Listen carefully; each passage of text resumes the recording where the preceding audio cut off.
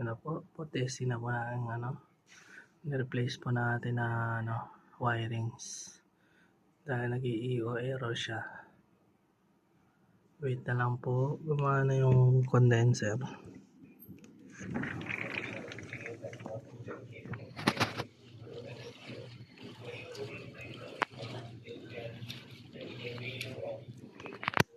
Bali, yung ginawa namin dito, nag-replace kami na, una muna nag-troubleshoot muna kami mga wire connection niya.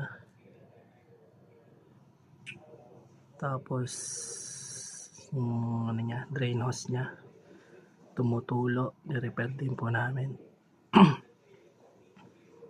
Pinaklas namin indoor split type. Ngayon for testing na siya. Binalutan na rin po namin ng bagong polyethylene tape. Tingnan natin.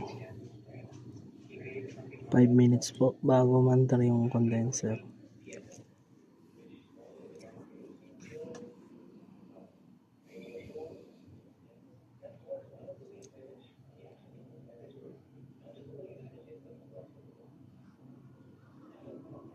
Na. Maririnig nyo po yung tunog ng condenser. Iikot na siya. Lalamig lang siya dito. Ayan. Malamig na. Makakalamig.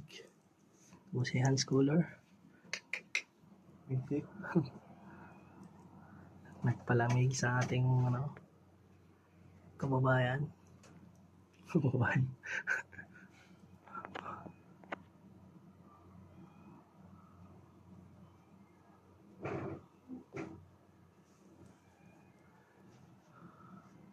Lumalamig na po siya. Tapos yung gauge niya, tingnan na, gauge reading niya ay yan po, mataas pa yung niya, preyon. Medyo luma na po kasi yung gauge ko eh. Pero ang reading niya nasa 150 PSI pa po. Mataas pa po yung niya, preyon level.